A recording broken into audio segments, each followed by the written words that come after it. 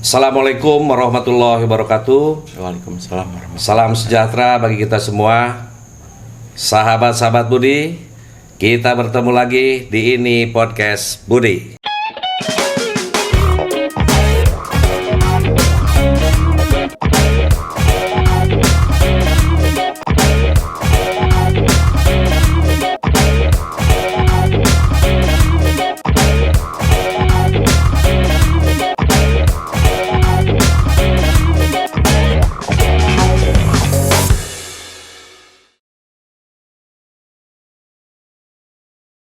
Seperti yang saya janjikan sebelumnya, saya akan menghadirkan seluruh calon-calon rektor. Ada 3 calon rektor Universitas Siliwangi.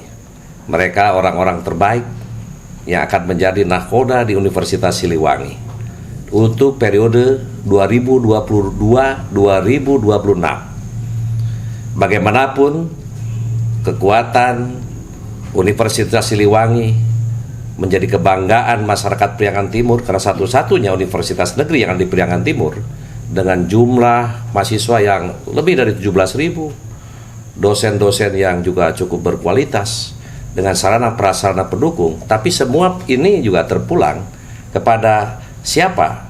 Nahkoda untuk melanjutkan kepemimpinan Bapak Profesor Insinyur Rudi yang sudah 2 periode memimpin Universitas Negeri Siliwangi. Saat ini kami hadirkan calon rektor atau bakal calon rektor Universitas Siliwangi, Bapak Profesor Dr. Iis Marwan MPD. Selamat datang, Kang Iis. Luar biasa, sahabat lama kami ini. Sahabat-sahabat Budi, bahwa Prof. Iis Marwan, saya lebih ini enak gitu kan. Beliau ini sudah banyak pengalaman berkecimpung dalam dunia pendidikan sebagai guru besar di Universitas Siliwangi, Tasikmalaya. Tentu sebagai calon rektor ini tentu ada sebuah visi, misi, program kerja, dan yang paling utama saya ingin menanyakan kepada Prof, apa yang menjadi alasan ikut mencalonkan, ya kan, sebagai rektor Universitas Siliwangi? Silakan, Prof. Baik, terima kasih Pak Wali. Ya, selamat ini bertemu kembali. Pak saya Kang Budi aja. Dan Kang Budi, ya siap. Jadi wali kota sudah lewat. Oh, siap, Kang Budi. Kalau bagi saya keberhasilan Pak Haji Budi luar biasa. Terima kasih, Prof. Terima kasih. Silakan, Prof. Baik, terima kasih. Saya itu kerja di Unsil sejak tahun 87-88. Oh, 87. Dulu waktu itu masih statusnya dosen yayasan. Ya. Berarti udah 34 tahun ya. Iya. Ya. Tahun 90 saya mengikuti seleksi CPNS. Ya. Dan alhamdulillah lulus dan ditempatkan kembali di Universitas Siliwangi. Di Universitas Siliwangi. Jadi tahu persis perjalanan Universitas Siliwangi ya. dari awal hingga saat ini. Alhamdulillah. Dengan berbagai macam perkembangan dari para pendahulu. Ya, itu.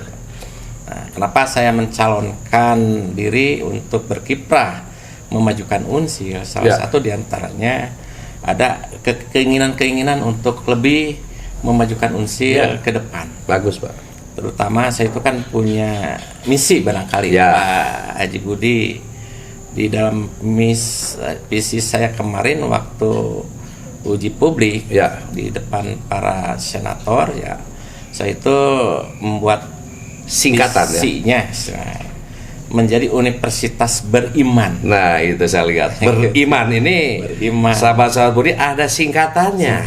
Beriman, B-nya apa, E-nya apa, R-nya, B-nya apa, Pak? Nah, pertama B-nya itu berbudaya. Kita sebagai salah satu perguruan tinggi tidak lepas daripada budaya. Baik budaya kehidupan maupun budaya akademik.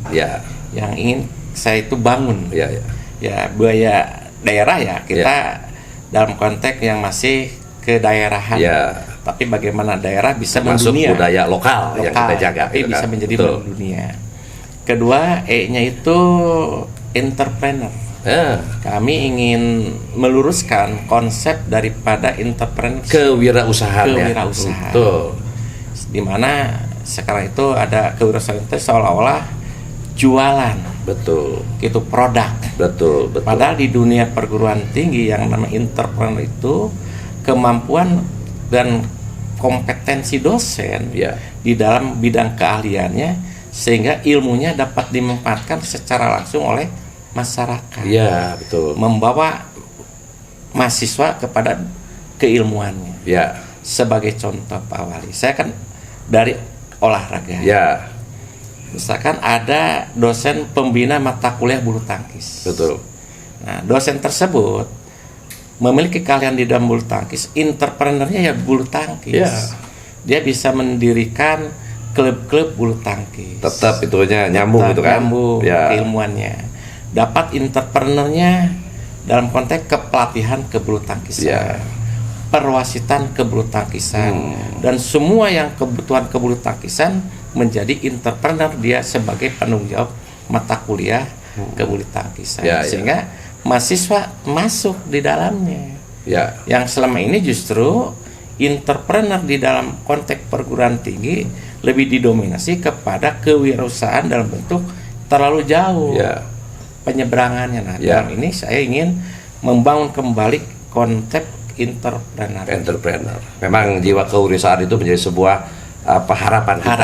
Karena secara nasional kita lihat entrepreneur jiwa kewirausahaan ini memang relatif masih kecil dan ini harus didorong. Betul. Artinya nanti bagaimana dunia pendidikan khususnya di Universitas Siliwangi, bagaimana entrepreneur itu bisa masuk dari disiplin ilmu manapun juga. Betul. Itu baru R-nya. R-nya religius. Kita sebagai umat beragama yang multi barangkali ke depan. Ya kita bagaimana istilahnya itu menjadi salah satu ikon kereligiusan. Betul. Intinya toleransi umat beragama kita bangun. Harus itu kita jaga. Depan kan kita tidak egosentris kepada salah satu keyakinan.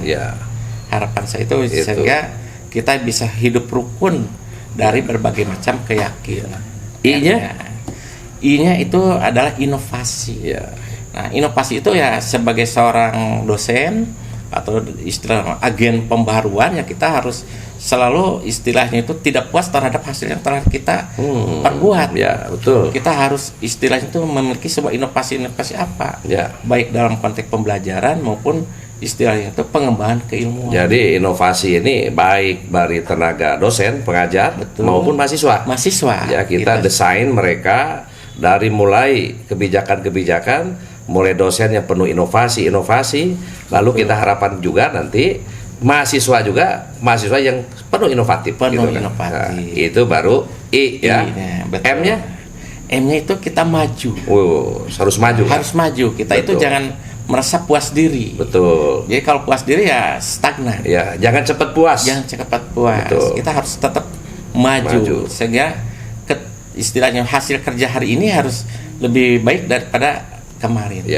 Kalau A-nya Pak? A-nya itu udah pasti. Kita sebagai dunia di perguruan tinggi akuntabel. Akuntabilitas. Dapat dipertanggungjawabkan. Transparansi, akuntabilitas. Memang segala sesuatu kan. Tidak hanya sesuatu atas dasar data, fakta, hasil kajian. Bisa dipertanggungjawabkan kepada publik dan sebagainya. Betul. Lalu saat terakhir? Itu. N-nya nasionalis. Artinya kita itu kan harus memiliki jiwa nasionalis keindonesiaan, kedaerahannya.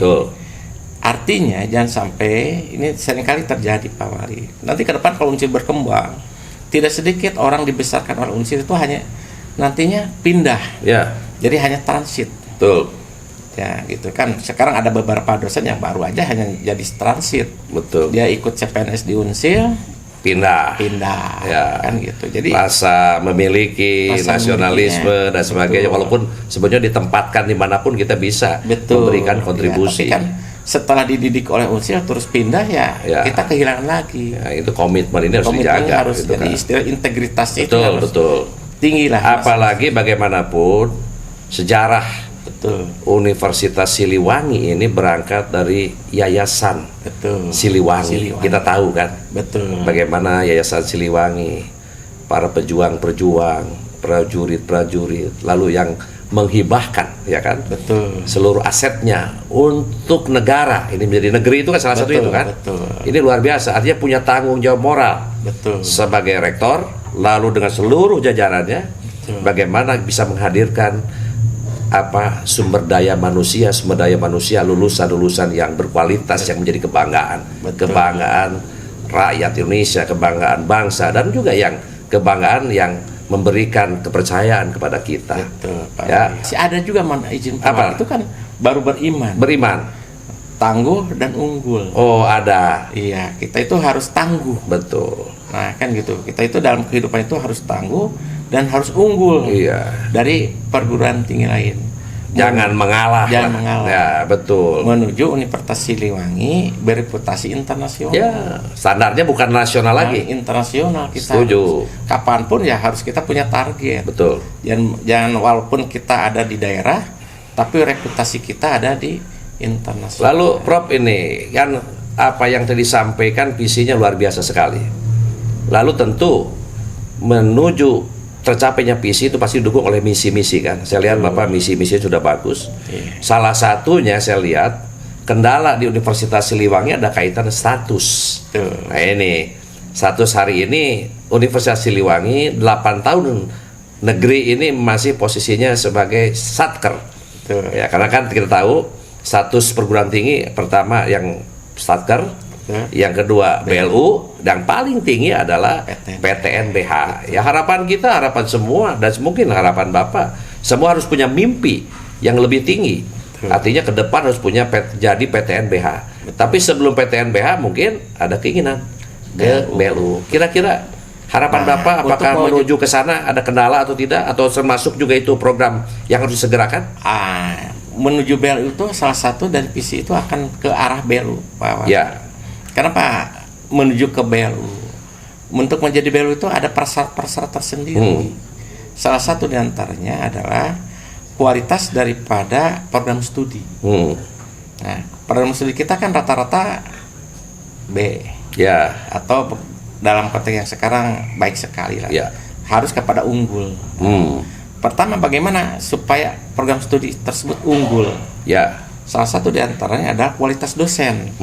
Nah, kualitas dosen dapat dilihat dari kuantitas jabatan akademik dan pendidikan. Contohnya, jabatan? Contoh, target kita itu kan untuk mencapai standar baik sekali atau unggul itu 60% dari jumlah prodi dosennya itu S3. minimal S3. Dengan jabatan akademik minimal rektor kepala. Itu yang sekarang itu yang itu termasuk yang ditargetkan oleh Pak Menteri Pendidikan kan, ada IKU kan, indikator kinerja utama ada 8 itu kan. 8 IKU. Nah, itu betul-betul dipacu semua kan. Itu jadi tolok ukur perguruan tinggi di sana kan, apakah tercapai atau tidak. Dan saya lihat itu dituntut untuk profesional ya kan. Betul. Artinya outputnya juga kan. Salah satunya bagaimana bisa lulusan Universitas Siliwangi itu betul-betul diserap oleh dunia kerja gitu kan, itu juga penting. Salah satu di antara program saya tadi itu Pak Budi ya. Jadi intinya di IKU ke-1 itu jelas kan, lulusan mendapat pekerjaan yang layak maksimum 6 bulan. Nah, dengan kembali kepada dosen kepada tadi, kalau dosen membawa mahasiswa ke alam dunia nyata, di dalam dunia pekerjaan yang tadi saya contohkan menjadi istilahnya aktif di bulu tangkis sehingga mahasiswa nantinya terjun di kebulu tangkisannya, dia itu ya jangankan menunggu lama. Pada saat status mahasiswa dia sudah punya klub-klub bulu tangkis, punya toko-toko peralatan bulu tangkis, kan gitu. Tapi kalau lihat ini terkaitan dengan satker ke BLU, perkiraan Bapak faktor yang agak sedikit hal yang harus disegerakan apa nih, kekurangan yang supaya ada percepatan gitu? Ya, untuk percepatan salah satu diantaranya penambahan prodi sesuai dengan jumlah kualitas dosen. Sebab syarat minimum juga bukan syarat minimum. Jadi istilah jumlah mahasiswa juga harus di atas 20.000. Kedua, sekarang 17 ribuan lah. 17 ribuan. Jadi tidak menambah beban mahasiswa tapi prodi. atau jurusan. Karena kalau BLU itu kan nanti ada kewenangan kan mengelola keuangan sangat, ya. sangat ada kewenangan sehingga tapi juga kewenangan itu bagaimana kita bisa mengelola keuangan, bisa menyelesaikan kewajiban-kewajiban kita di sana. Nah, tapi juga di sisi lain juga jangan sampai membebani mahasiswa itu sendiri gitu kan. Nah, yang target saya itu adalah pembuatan inkubator bisnis. Nah, ini yang penting. Di tingkat universitas. Harus ada badan usaha milik universitas. Universitas. Nanti kembali ke unit. Ya. Bahkan kembali ke prodi. Ya. Contoh di olahraga. Ya. Kita memiliki misalkan inkubator bisnis, unitnya istilahnya tuh sanggar olahraga atau sport center. Ya.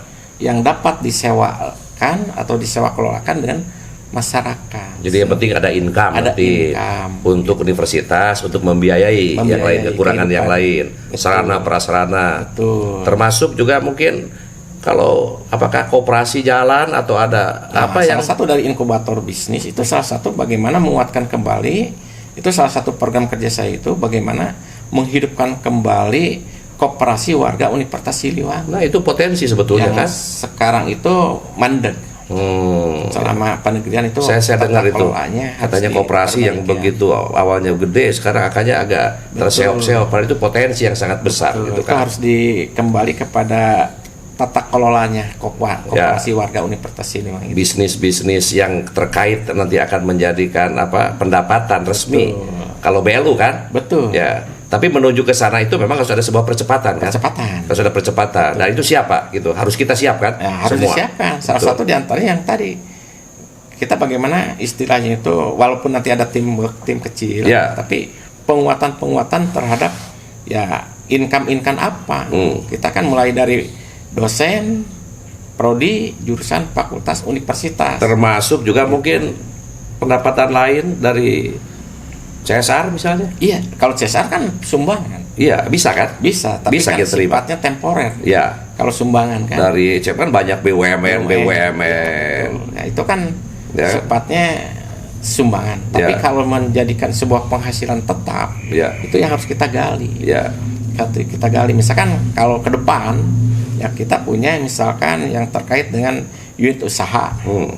Misalkan tidak menutup kemungkinan kalau misalkan kita punya unit usaha tata kelola pom bensin misalkan SPBU, gitu kan, BLU kan ya bisa aja kan mendapatkan kalau pertanian punya lahan misalnya pertanian bisa punya lahan dengan kalau ekonomi bisa saja punya BPR juga tidak menutup kemungkinan ya punya BPR ya gitu. Nah itu karena bagaimanapun tantangan hari ini ya sahabat-sahabat Budi dan masyarakat apabila kita ada harapan memang universitas harus semakin naik berkualitas. Nah itu harus ada kemandirian. Betul. Salah satu kemandirian itu naik status kan. Betul. Ya mudah-mudahan ini harapan semua karena ini akan sangat berdampak sekali. Betul. Termasuk juga nanti yang tadi disampaikan ada penambahan fakultas. Ya prodi, program-program jurusan lah istilahnya kan. Ya, sekarang kalau nggak salah ada berapa fakultas? Ada 7 fakultas dan 1 pasca sarjana. Kalau jurusannya mungkin ada 20 sekitar 20-an. Ya cukup banyak ini kan. Betul.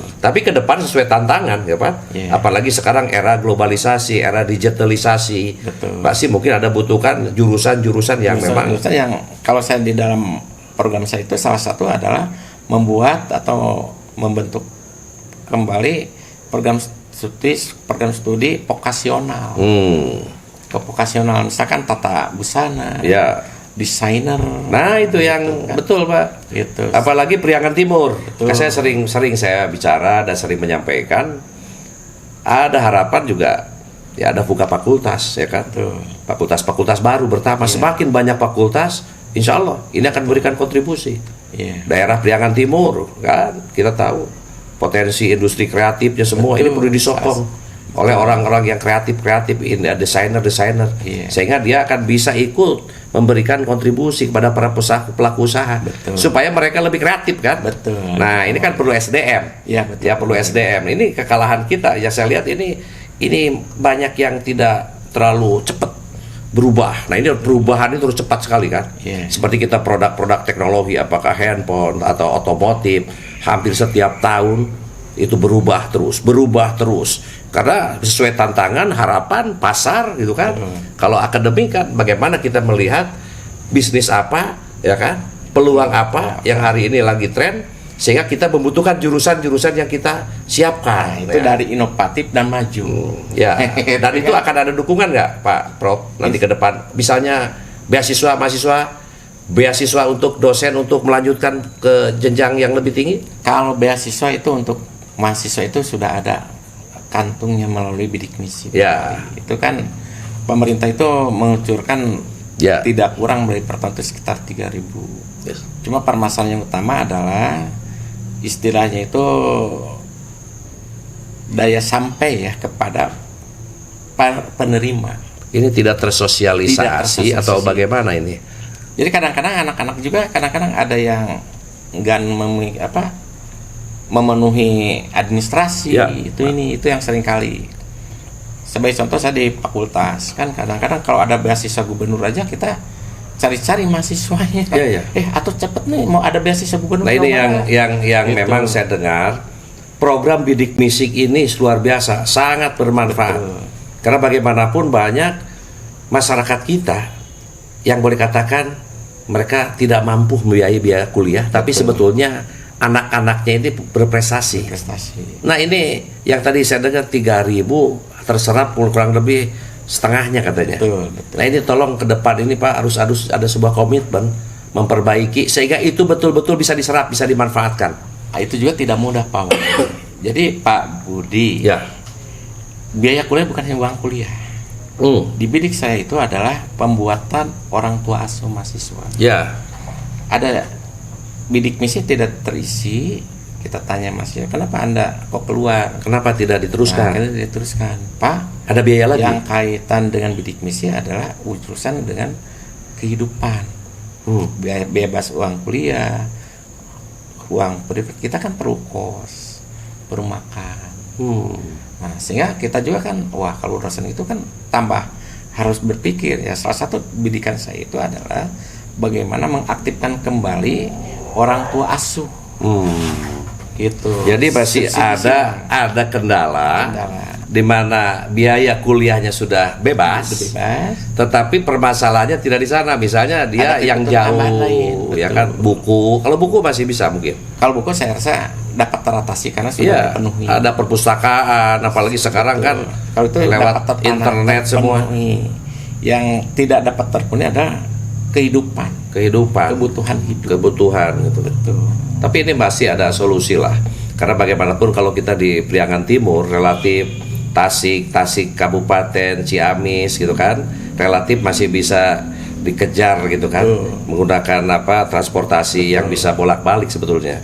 Saya berharap ini tetap masyarakat termasuk sahabat-sahabat Budi, harapan kita program bidik misi ini 100% bisa terserap. Karena ini sayang gitu kan, sayang. Salah satunya adalah sosialisasi ya kan kepada masyarakat. Lalu permasalahan apa saja, karena ada seleksi saya dengar kan. Ada seleksi. Insya Allah kalau itu bisa tersosialisasi dengan baik mungkin bisa cepat. Ini harapan kita Pak. Dan itu menjadi tanggung jawab apabila Bapak terpilih sebagai rektor itu kan harus menjadi komitmen kita. Karena tujuan kita jadi rektor tadi sama Bapak kan ingin meningkatkan kualitas pendidikan. Bagaimana Universitas Siliwangi ini mampu menjadi tempat untuk belajar, untuk kuliah bagi anak-anak yang tidak mampu, gitu kan. Kita bisa bantu, apalagi ada sokongan dana dengan kerjasama dengan organisasi atau lembaga lain. Misalkan BAJ, kan gitu. Badan Menjakat. Dimungkinkan juga BAS gitu. Pada saat mahasiswa tersebut betul-betul istilahnya itu kekurangannya karena apa ya, kita mohon kepada bantuan-bantuan. Jadi harapan kami juga termasuk harapan masyarakat, seorang pimpinan di universitas, rektor itu kan, harus betul-betul ya jadi jadi marketing sendiri, lalu juga sering tampil di publik, termasuk juga di seminar-seminar nanti di mana, sehingga tahu jelas ya kebutuhan dan kemampuan dan kelebihan Universitas Siliwangi. Artinya selalu dimanapun tahu gitu kan, itu kan menjadi sebuah kebanggaan. Sehingga itu menjadi motivasi dan ujungnya biasanya banyak perhatian kan, Agnia ya banyak termasuk juga dari BUMN, walaupun tipe part time lah ya. Betul. Tidak terus-terusan, lebih penting Bapak kan fokus ke adanya usaha-usaha ya kan. Betul. Lalu Prof, kita punya lahan di sana yang 30 hektar yang pengembangan Universitas Siliwangi. Jadi ke depan ini bagaimana?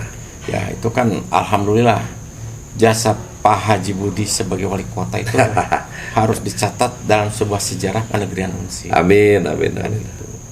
Karena apa? Ya, lahirnya Unsil Negeri tidak lepas dari kebaikan Pak Haji Budi sebagai wali kota dapat membebaskan lahan yang betul-betul satu hamparan. Ya, karena itu syarat itu kan 30 hektar itu tidak mudah, itu dari berbagai macam pemilik lahan. Ya, ya.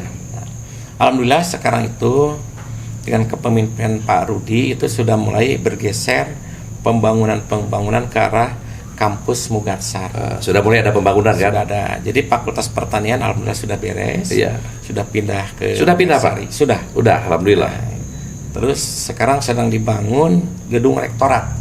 Di mana? Di sana? Di sana. Ya, ya. Insya Allah tahun sekarang mungkin. Ya.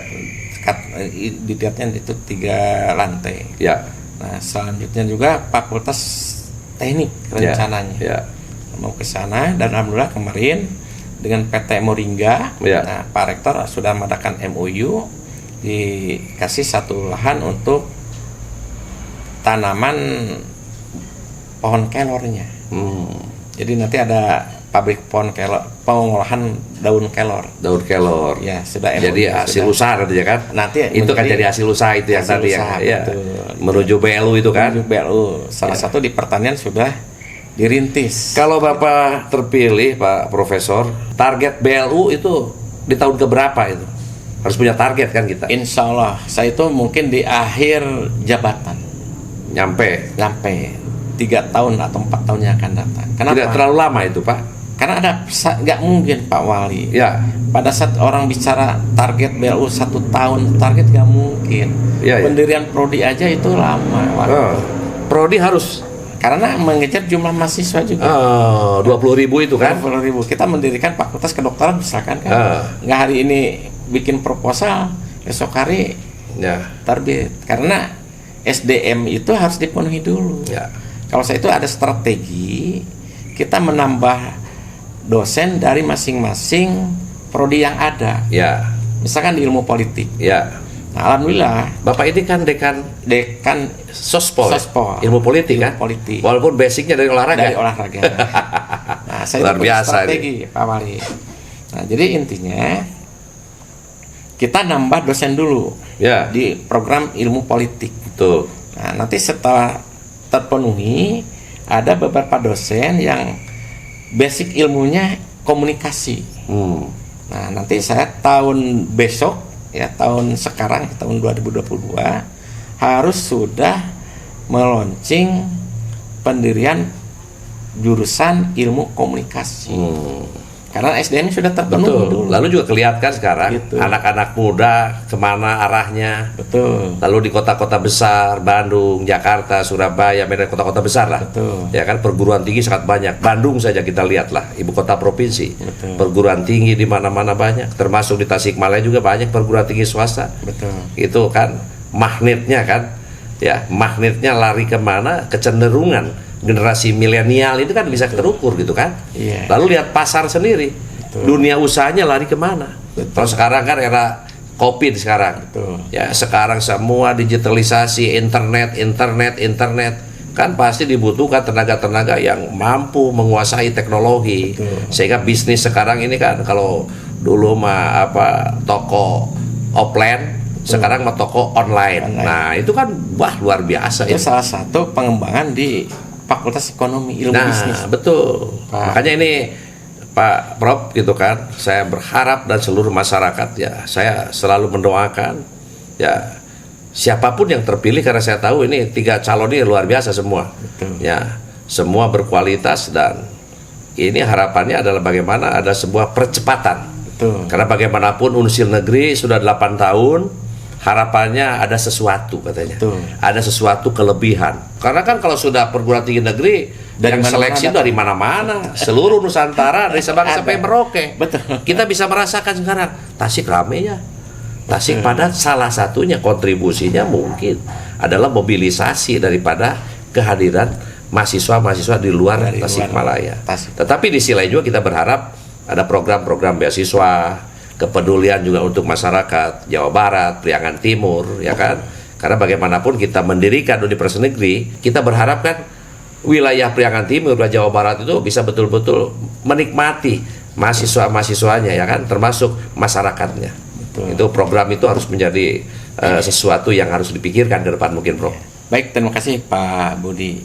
Amanat para pendahulu saya masih ingat sekali dari ketua yayasan Pak almarhum Pak Masudi, Pak ya. Haji Oman waktu. Oh, Haji Oman almarhum ya. Saya beliau pendiri. Kepada semua, jangan sampai orang Tasik menjadi penonton. Nah, itu ingin masuk Unsil menjadi penonton di pintu gerbang. Betul. Itu kan teringat saya.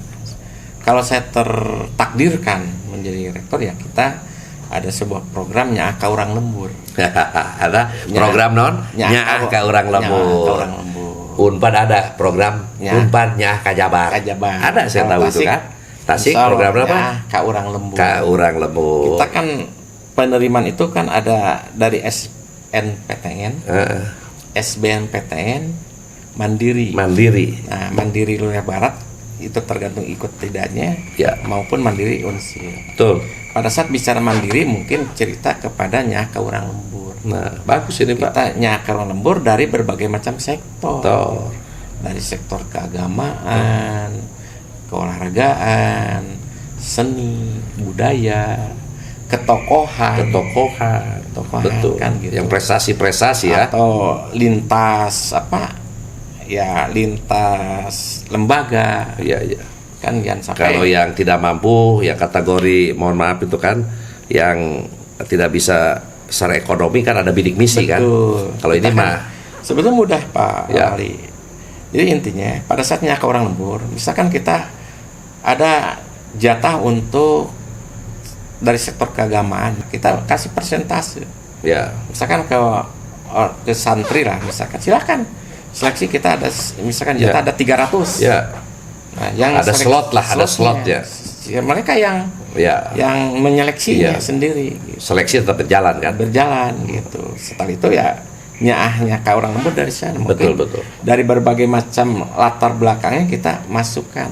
Betul. Itu apakah di spot dalam bentuk bidik misi, di spot dalam bentuk UKT keberapa, kan gitu. Jadi jangan sampai pada saat bicara Mandiri mereka masuk kena uang titik barangkali bangunan, waduh ternyata berat juga. Tuh, gitu. Tadi sini harus dipikirkan. Jadi pada saat Mandiri ya memang walaupun menjadi bagian daripada masukan untuk lembaga, tapi Aka Urang Lembur juga harus menjadi sebuah solusi. Ya, betul. Gitu. Artinya tadi disampaikan bahwa kehadiran Universitas Negeri Siliwangi kan berangkat daripada pesan para pendiri-pendiri ya. Betul. Pejuang-pejuang dulu ya, ada Pak Haji Oman Rusman, ada Pak Masudi, ada Pak Wasista. Kolonel Pak Komir Kartawan, banyak semua yang sudah Supardi. Ya, ini pahlawan-pahlawan dulu yang para pejuang yang mereka membuat lembaga pendidikan dari tahun 78 kalau nggak salah. Betul, ya. Tahun 78 berdiri, lalu 2014 ya kita masih ingat kan 2014 1 April 2014 resmi Universitas Negeri. Tapi mereka begitu luar biasa dan harapan di negeri kan mereka ikhlas menyerahkan itu dengan harapan sudah berubah status dari swasta menjadi negeri, itu ada sesuatu yang lebih semuanya. Artinya bermanfaat untuk bangsa, negara dan rakyat. Ya, ini makanya Pak Prof, seluruh masyarakat ini sedang menunggu. Ya kan? Termasuk sahabat-sahabat Budi menunggu siapa Pak Rektor. Dan saya tahu visi misinya kita sudah hadirkan beberapa calon rektor dan semua bagus sekali ini. Selalu kita mensupport Pak. Dan harapan ke depan ya, semua harapan kita semua, andaikan Pak Profesor Dr. His Marwan terpilih, apa yang tadi dijanjikan, visi misi ini yang sangat baik ini kan kuncinya bisa diimplementasikan. Prof, sebelum kita akhiri pertemuan yang singkat ini. Tapi bagaimanapun publik akan mendengarkan tadi. Setelah gamblang, visi misi tidak hanya di berita, ketemu langsung, disampaikan. Tapi sebelum ditutup, ini sahabat Budi, masyarakat ingin mendengarkan ada closing statement dari Prof. Dr. Ismarman untuk menyampaikan beberapa pesan-pesan lah. Silakan, Prof. Baik, terima kasih Pak Haji Budi.